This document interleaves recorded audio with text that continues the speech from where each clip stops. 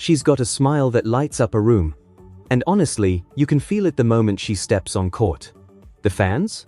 They're incredibly passionate when she rises to the big stage. Those aren't just random words from a commentator trying to fill airtime. Those are the words of Paul Annacone, the coach who has worked with legends like Roger Federer, Pete Sampras, and now Taylor Fritz. Speaking on Tennis Channel Live in early March 2026, he singled out one player by name, a 20-year-old from the Philippines, Alexandra Eala.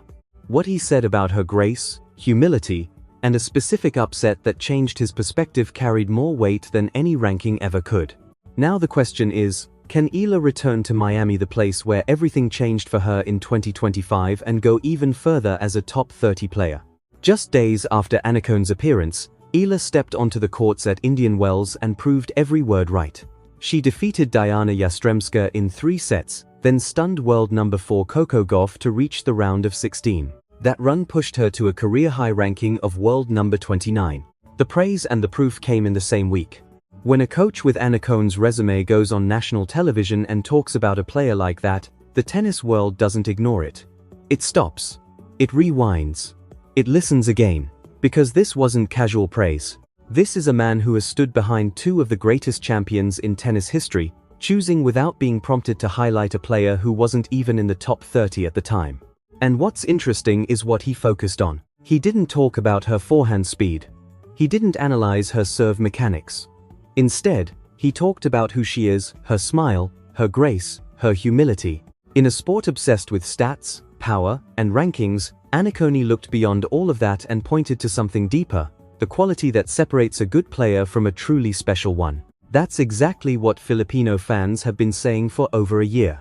And now, one of the most respected voices in tennis has confirmed it on live television. Alexandra Eala is different. Annacone even referenced the moment that changed his view, her 2025 Miami run. As a wildcard, she defeated world number 1 Iga Swiatek, then beat Madison Keys, and went all the way to the semifinals. But what stayed with him wasn't just the wins. It was how she carried herself afterward with grace, humility, and composure that simply cannot be taught. Fast forward to March 2026 at Indian Wells. She battled past Yastremska in a tough 3-set match.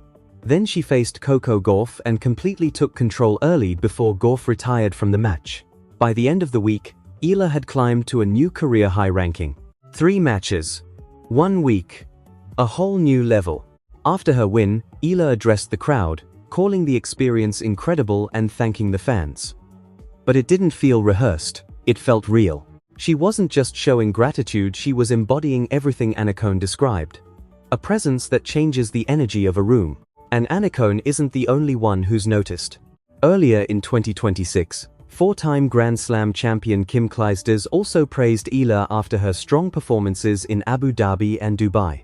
2 legends, from different eras, reaching the same conclusion independently. That's not coincidence. That's recognition. Think about what it means for someone like Paul Annacone to say these things. He's a former world number 12 who coached Pete Sampras during his dominant years, stood beside Roger Federer in one of the most iconic eras of tennis, and now works with Taylor Fritz, the top American player. He's spent decades at the highest level of the sport. He doesn't hand out praise lightly. So when he highlights a rising player on national television, it means something. His endorsement of Eala, especially focusing on her character, carries the weight of every champion he's worked with. Now, all eyes turn to the Miami Open. For Eala, Miami isn't just another tournament. It's where her breakthrough happened in 2025, where she shocked the world as a wildcard and announced herself on the biggest stage. But this time, things are different. She's no longer the underdog. She's a top 30 player. She's now someone other players don't want to face early in the draw. And beyond Miami, bigger stages are waiting: Roland Garros and Wimbledon. The conversation is no longer, can she compete? But, how far can she go? Meanwhile, Filipino fans continue to rally behind her, growing into one of the most passionate communities in tennis. Tournament organizers are starting to realize what Annacone already said: Alexandra Eala brings energy. She fills seats. She draws attention. She creates moments. Of course, the journey isn't perfect. Her run at Indian Wells ended in the round of 16, where Linda Noskova defeated her in straight sets. It was a tough reminder that the path to the top isn't linear. Eala admitted she struggled that day. But instead of excuses, she sent a simple message to her fans in Tagalog. "See you in Miami." That's the humility Annacone talked about. That's the same smile that shines, even after a loss. A coach of Federer recognizing her. A stunning win over Swiatek handled with grace. A dominant performance against Goff. A career-high ranking.